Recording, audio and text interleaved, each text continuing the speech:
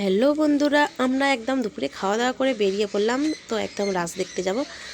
তো আমার ছেলে বলছে, মা তুমি এগোও, আমি চাবিটা দিচ্ছি বলে ও তো একদম চাবি দিয়ে রেডি হয়ে গেছে।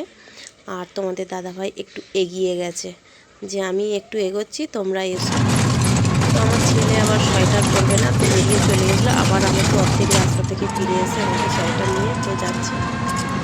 তো টোটোতে বসে যাচ্ছি, যেহেতু কারণ যা ঠান্ডা পড়েছে আর না কিছু গায়ে দিলে হয় বলো, আসতে তো সন্ধ্যে হয়ে যাবে। আমরা বেরিয়েছি তখন কটা, 3:30 4টার সময় করে বেরিয়েছি। বলে দাদা ভাই বসে আছে। তো ও না রাস্তাঘাটে একটু ভিডিও করতে গেলে করছে কী যে অবস্থা হয়, মুখ পুরো ভারী করে বেরিয়ে। যখনই আমি এবার আমার ইউটিউব আছে, ফেসবুক আছে, আমি যে একটা মনি video, short video, reels video, আমাকে সমস্ত কিছু নিজের ওপরে ডিপেন্ড করে আমাকে সমস্ত কিছু করতে।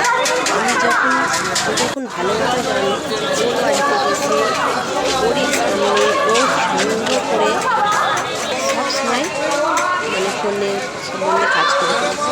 তো সেটুকু জ্ঞান হয়নি এখনও পর্যন্ত, তবুও আমাকে রাস্তাঘাটে দেখায় এমনই ছোটো করে কথা বলছে আর বলছে বলার মতো না। বলছে তোমাকে কেন বারবার তুমি ফোনটা বের করছো, কেন ভিডিও করছো? আমি যে একটা রাস্তা দেখতে গেছি, যে ভিডিও করতে যে রিলস করবো সব সময় তুমি চুপ করে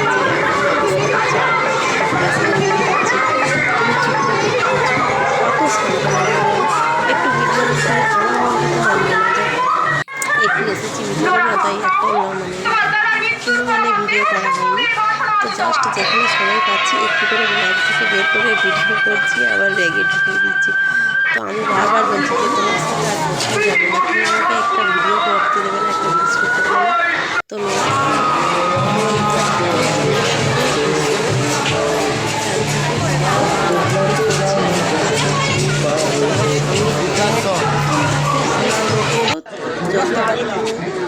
দেখতে পাবে সব জুড়ে সব কাছে আসছে, যখনই ভিডিও চলছে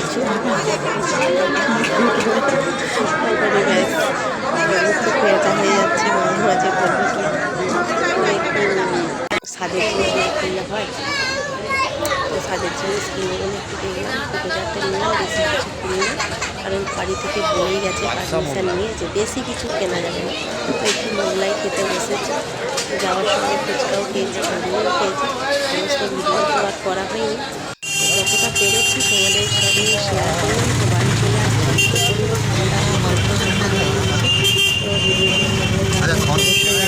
ঠান্ডা করে জানাবেন। যা ঠান্ডা পড়েছে বলার মতো আমরা টোটোয় আসছি, আবার কী করবো, টোটোটা এমন কন্ট্রোল করেছে খালি মানে